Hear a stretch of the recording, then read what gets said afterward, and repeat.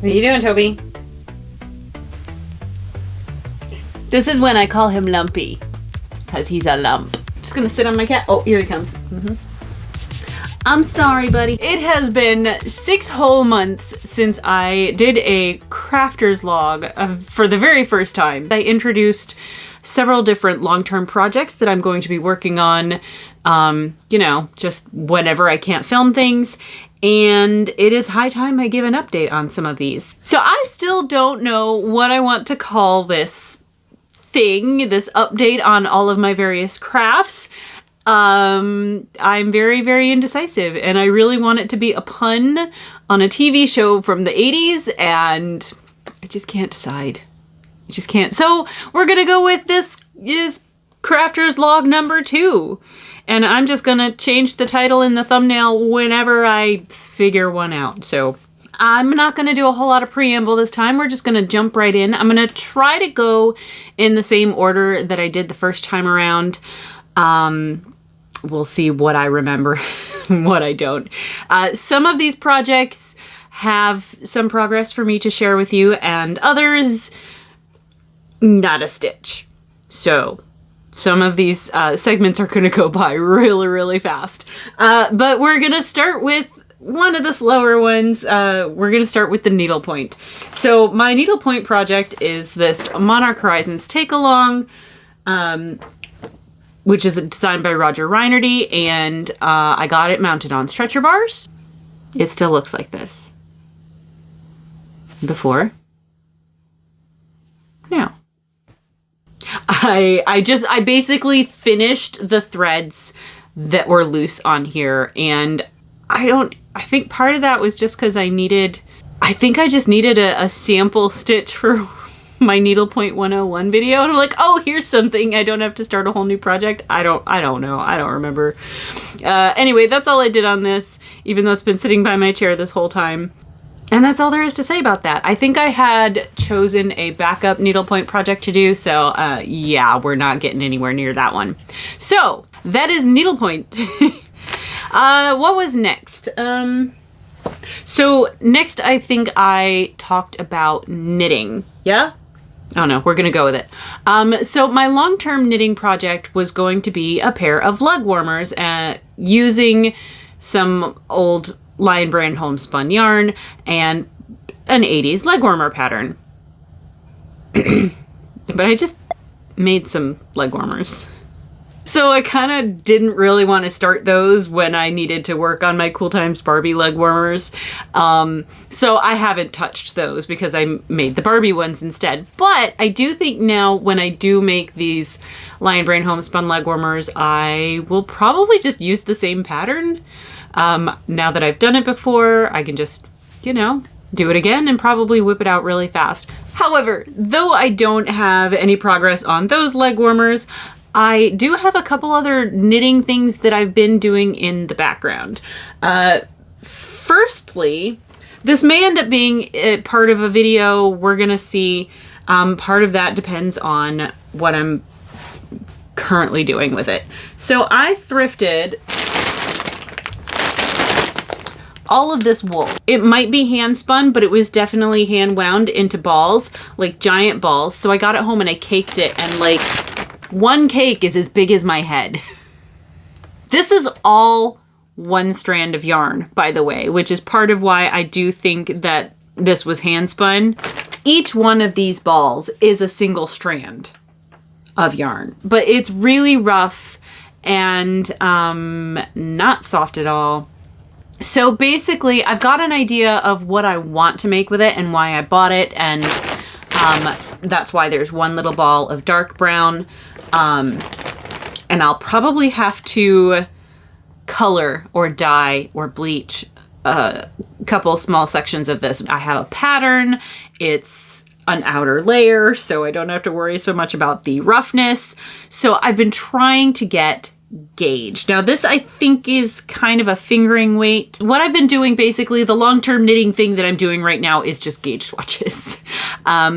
I did some and probably ripped it out of a single strand, and so now this one is double strand because I'm trying to get gauge for that one piece that I think is done in worsted. for the pattern that I want to use this for is, I think, done and worsted. And not only am I still not getting gauge, there's like, I used one kind of needle here and another one here. This is a size 6. I don't remember what I used first time, but it doesn't matter because it wasn't gauge. The problem I'm having also, though, is that it is so rough that it hurts. Like, and I'm just having trouble knitting normally. So I'm rowing out really bad. My stitches look bad, and I just can't hold it right. But I have one other thing that I want to try to see if I can get gauge with this. And if I can, this will actually be part of a future video.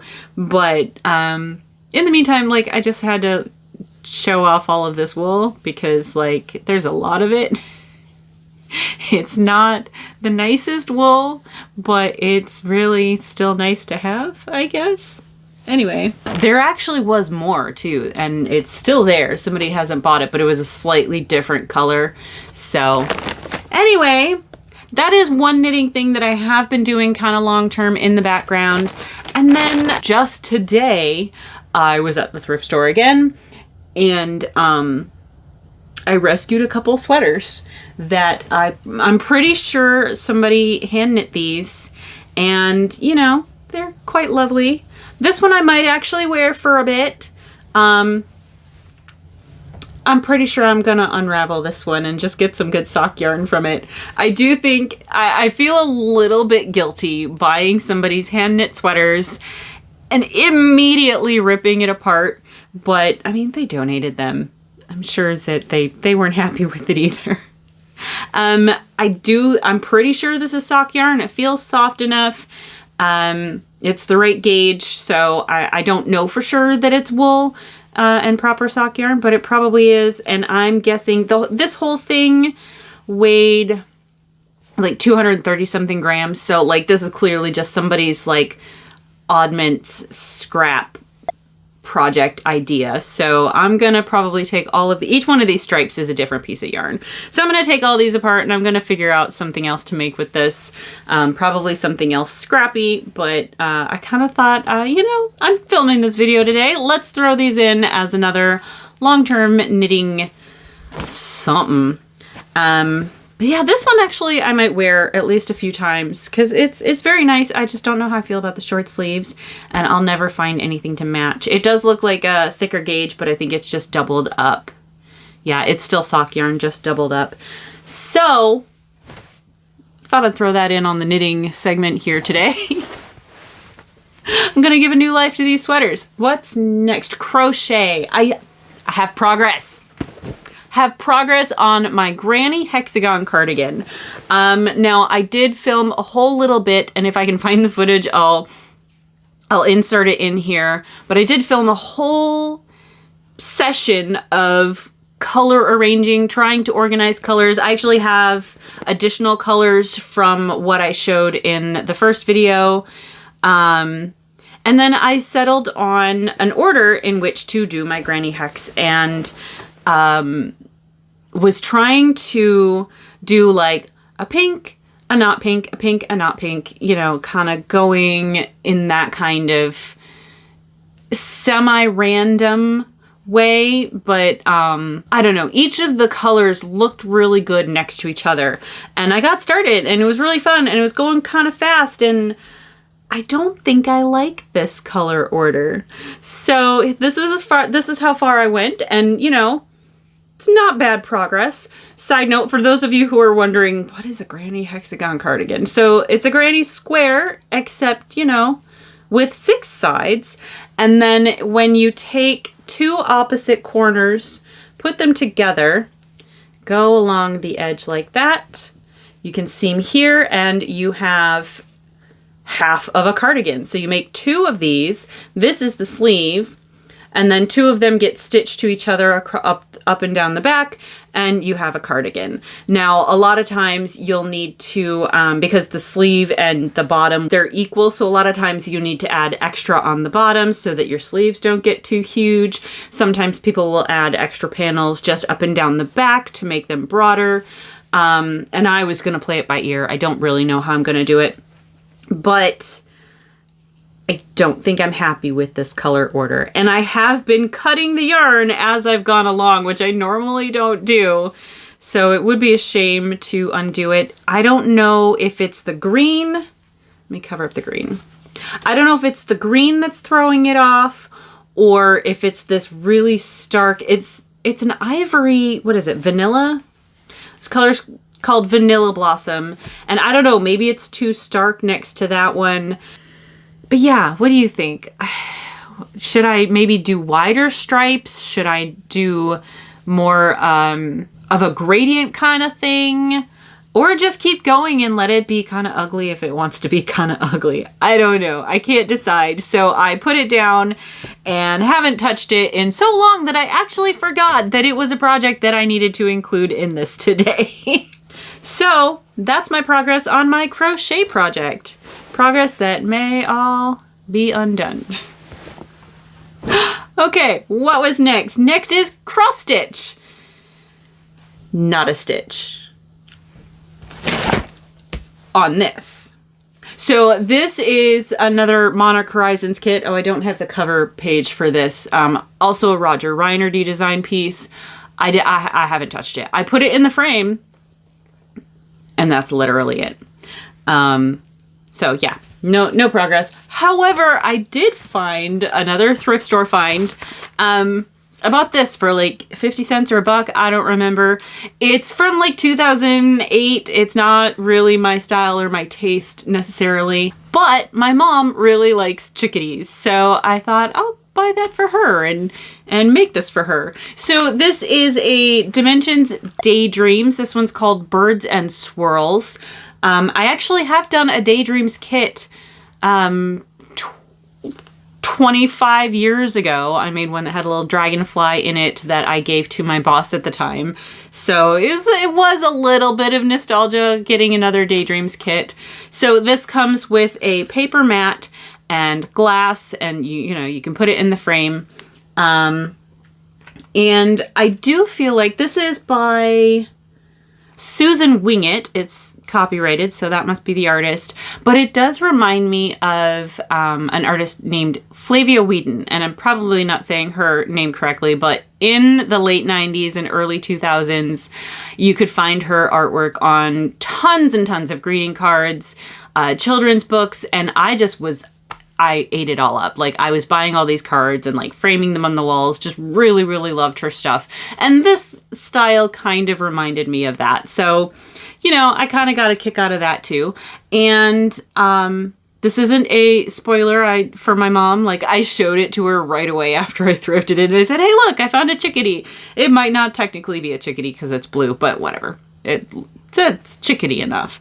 So she knows I'm making this for her. I'm probably going to give it to her for Christmas anyway. So anyway, I got it out and I right away made a ton of progress. And then of course I stopped like a month or two ago. But I did all that, in like the first week before I put it down.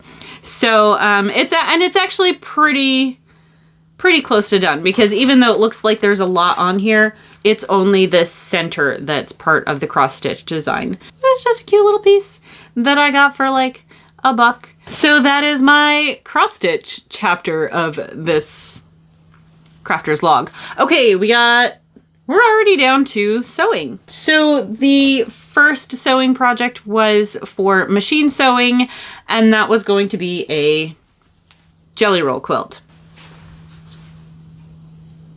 And that's where I am. They are still jelly rolls. Although there is a reason for that. First of all, I did find a pattern that I think I want to use. And if I can find the picture of it, I'll put it on the screen. And it just kind of occurred to me that, maybe I should have a contrast color for this. And I think I mentioned, again, my mom likes gray, so I was going to see if my mom wanted this when it's done. And she also really likes turquoise and teal and blue. And, it's hard to tell, but it's a really pale blue. So I have decided that I would like a contrast color, and I am looking for something super cheap that there's plenty of in some kind of teal or aqua color that coordinates with this blue and just can elevate it, in that way. Actually, It would be pretty great if it could match this little chickadee.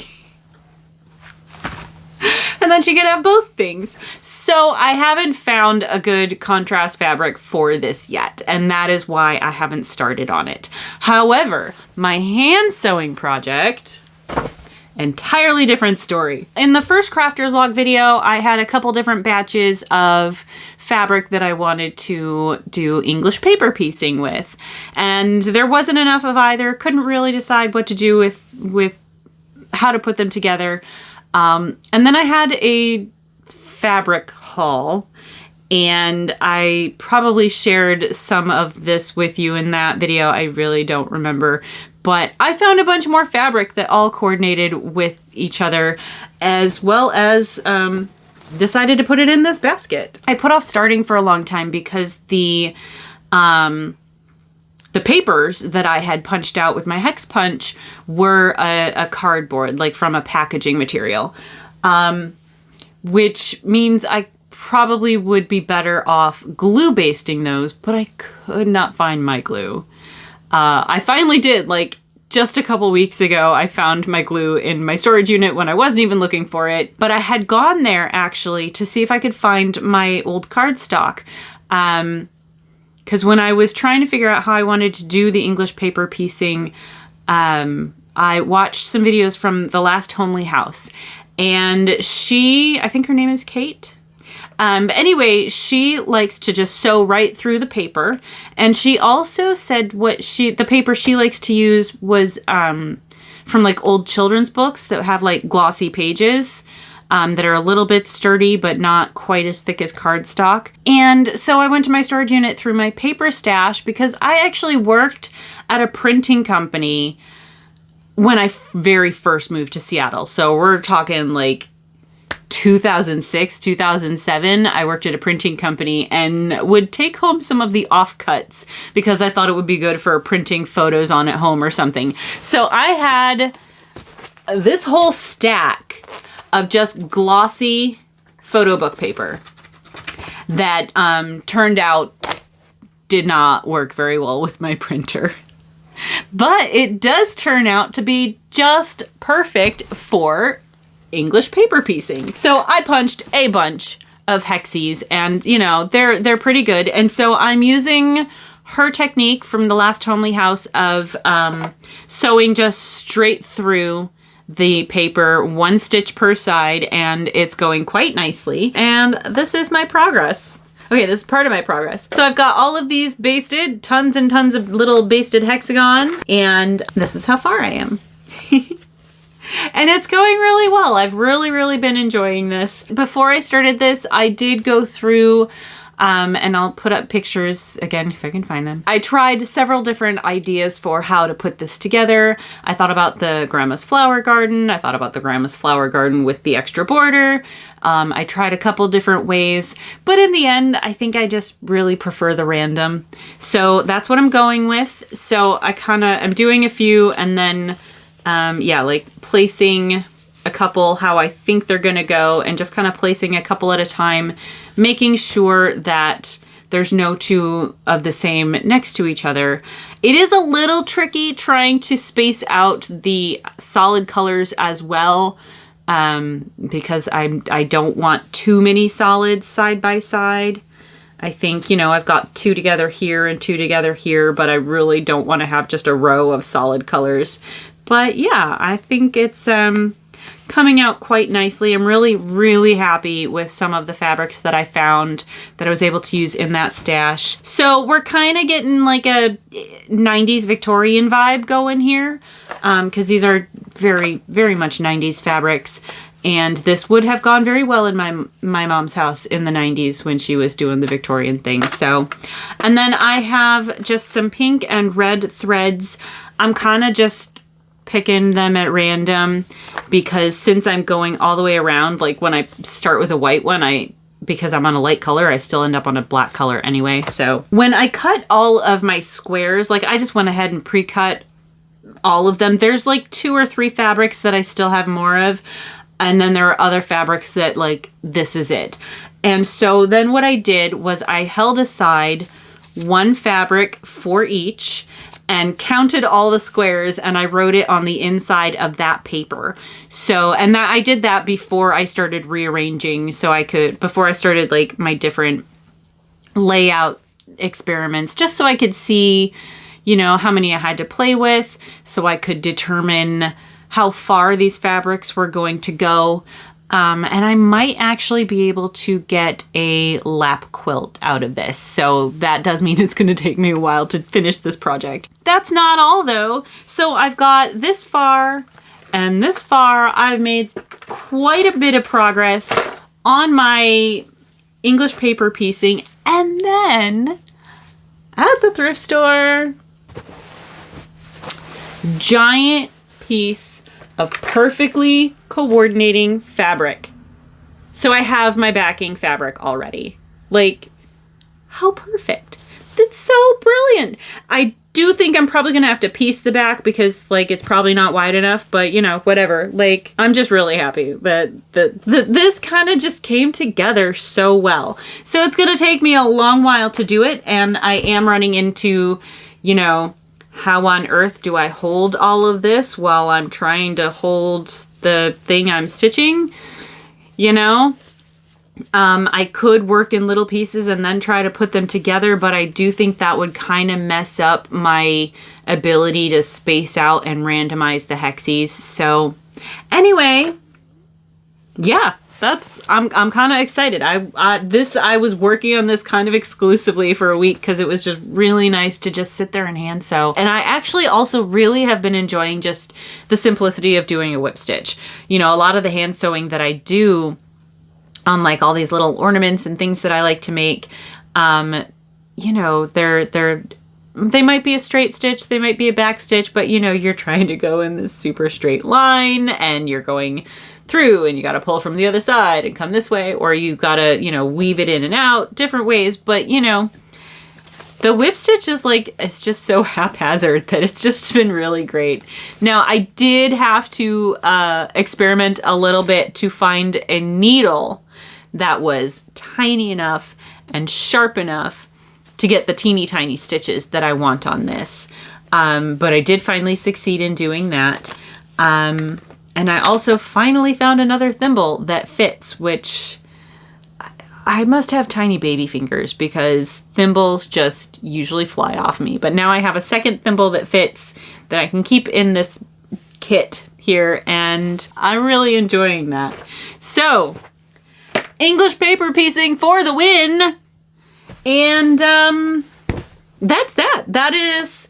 right? I'm not forgetting anything, right? Right. No, I don't think I am. So that's it for this second edition of my crafter's log, or whatever I decide to call it in the future. And I don't know, I guess 6 months seems to be a good number for... seems to be a good amount of time for this kind of thing. And I have another project to get back to. I have some sewing to do right now. But I kind of just really, really want to unravel this and see how much I have of each of these colors. Watch it be like 5 grams of each or something. I don't know. But yeah. I don't know. I shouldn't be this excited, but like I don't get little bits of sock yarn like this. So that's going to be really fun. And I really just want to unravel this sweater tonight. But no, sewing first. Okay, so thanks for joining me, and let me know what you think about these projects. Let me know what you think about my granny hexagon cardigan and how best I can fix the coloring on that, the color order. Would love to hear some opinions on that. And I hope you have a wonderful day. I'll see you next time. Bye. And the cat's gonna eat. For anyone who doesn't believe how loudly my cat eats,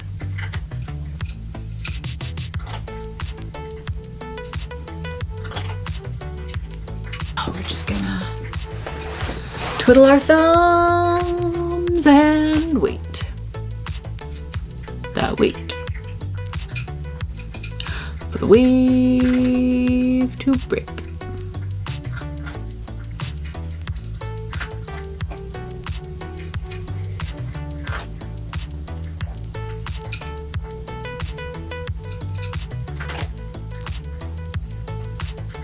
so loud.